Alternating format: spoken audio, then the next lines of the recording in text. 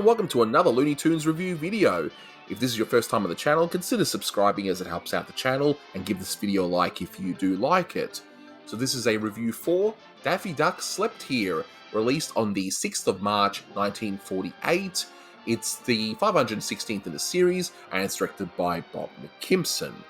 Due to copyright, I can't show you the full cartoon here in this review. You can see it on the Looney Tunes Golden Collection Volume 3 DVD set, and I'll have a link below to that set. And again, because I can't show you the full cartoon, I'll just give you a nice brief synopsis. So, it's convention season, and Porky needs a hotel room, but none are available. He does manage to get one, however, but his roommate is none other than Daffy Duck, and, well, you can sort of see where this is going to go. So, with me today is my fellow roommate, I guess, Manny Cruz. Say hi. Hiya, Jaime. So I'm a figment of your imagination, right? I mean... I was going to say, you're just a kangaroo, just a 6 foot, or what is that, 6 feet? Is that like a meter, 2 meters in Australia? Like that. Something like that, I don't know. But we're definitely going to talk about that scene in a few moments. So just a few bits of trivia that I'll just run through before we get into discussing this one. So, first of all, the initial title of this short was called Room and Board, which, you know, board, haha, right, you know. And then they changed it to this title, which is Daffy Duck Slept Here, which is based off a 1942 film title called George Washington Slept Here. I don't know why. I mean, Room and Board, even that's sort of a weird title. I don't know, whatever. The important thing is that the cartoon's good, which we'll get into. Now, the train scene towards the end... Train leaving on track 5 for Anaheim, Azusa, and Cucamonga. That's a nod to Mel Blanc's train conductor character in the Jack Benny program, where he will do the whole, you know, Cucamonga thing, and yeah, he's just basically doing the same thing here. And finally, in relation to the Jaime bit, I mean, that's actually based off a play called Harvey, which is about a man who has an imaginary 6-foot rabbit. And this, in a few years after this cartoon, would be made into a movie. Oh, I'm just wild about Jaime, and Jaime's wild about me, for he's a jolly good fellow, he's a jolly good fellow. Glad to meet you, chubby. H-Y-M-I-E, H-Y-M-I-E, H-Y-M-I-E, H-Y-M-I-E, H-Y-M-I-E. Jaime! Hey! And yeah, the song Daffy Duck parodies there, instead of, you know, Wild About Jaime, it's, you know, Wild About Harry, which I know Manny Cruz sings on his way to work all the time. So, you know. So yes, we've got an absolute classic here, an absolute banger, as some of my friends in the UK say. I mean, I love the McKimson Porky Daffy pairings. They're some of my favourite.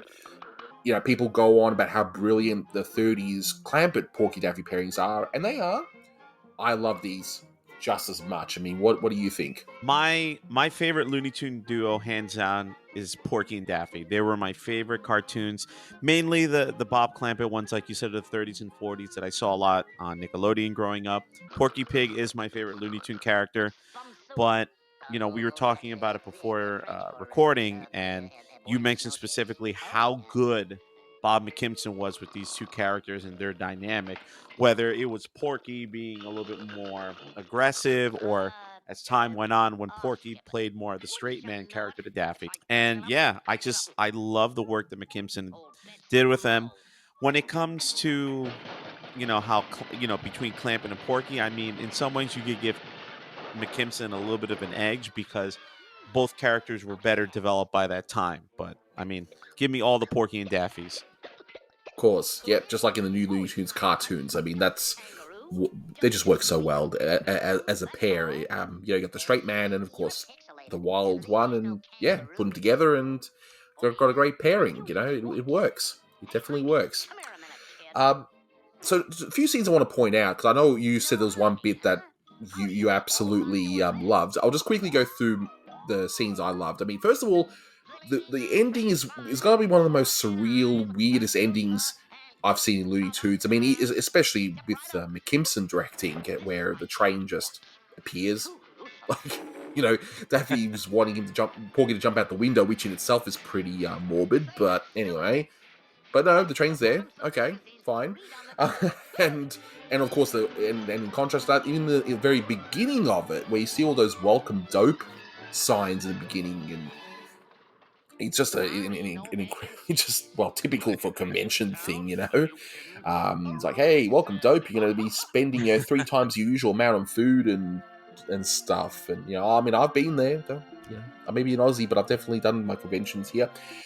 But what was the scene that made you just crack up just like crazy that you were saying to me?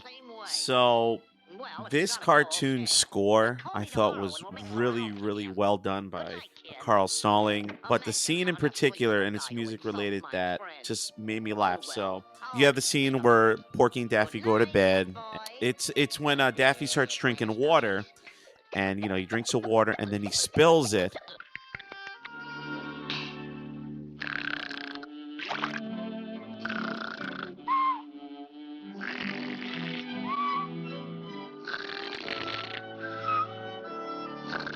You start hearing the song April Showers playing in the background. And I caught like not even 2 seconds of the melody right when the water spilled on Porky, and Porky thought, ooh, I had an accident.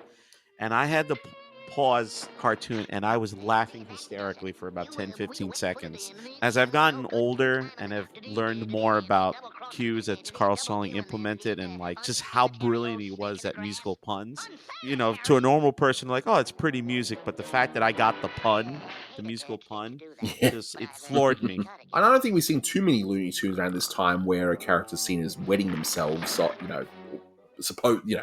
it looks like and the illusion of it. So the only thing about this cartoon that felt a little bit out of place, and just a little bit, it's on its own, the scene's pretty good, is the whole Jaime scene. I mean, look, of course, it starts off with Daffy being drunk, and I love that.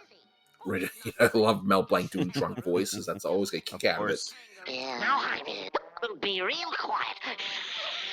People trying to sleep. But it felt like the short just sort of stopped at that point, and we see, of course, Daffy's talking about these, kangaroo and all that. I mean, I get what they were going for here. They want to just set it up that this is the crazy roommate that poor Porky has to suffer with. But I think it went on a touch too long. But such a minor nitpick, though.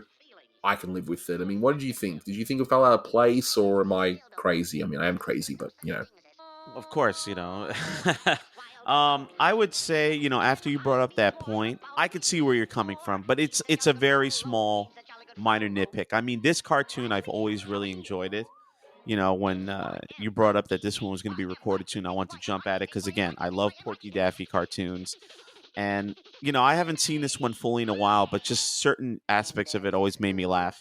Like, for example, in the very beginning, and it's funny because today is October 3rd. In another few days will be the start of New York Comic Con. And this is first time I've been to New York Comic Con in 3 years. I went for like 10, 11 years in a row. And it's just all the little convention gags you were mentioning, the welcome dope.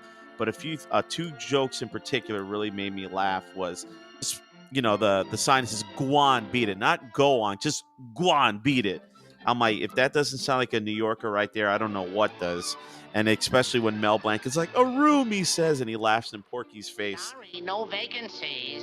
With a convention in town? Are you kidding? A room, he says. That was another one that really had me, chuckling.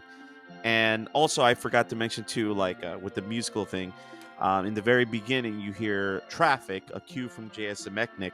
And every time I hear that cue, I think of another Porky short, Porky the Fireman from Tashland in 1938. And just every time I think of it, I think of the beginning of that cartoon. Yeah, like I said, I can see your criticism, but it's so minor in the grand scheme of it. Exactly. And I love watching this short regardless, And one more scene I wanted to point out, I just liked how they're going to build a new building and yet all these people are waiting for it. Like, just yeah, got this wonderful painted background. I'm thinking, gee, this convention must be really something, like I don't know. But just to slowly wrap things up, though, we'll give this the final scores. I will give this one an 8.5 out of 10. I absolutely love this one. Minor criticism of the Jaime's bit, but even that scene was funny. So yeah, 8.5 for me. What would you rate this one? You read my mind. I'm gonna give it an 8.5 as well. This has always been a short that I've always enjoyed, and it's not a 10. It's not quite to that level, but there's definitely a lot of solid laughs. Like I said, aspects of the musical score just crack me up, and I love Porky and Daffy. For me, you can never go wrong with that team. Exactly. Even in the later shorts, which we will, of course, get to. But we'll wrap it up here. So thank you all, as always, for watching these reviews. Feedback is always welcome. And until next time, take care. Buenas noches. That's Spanish for bonsoir. Say, that's silly. I should have bought him some magazines to read on the trip.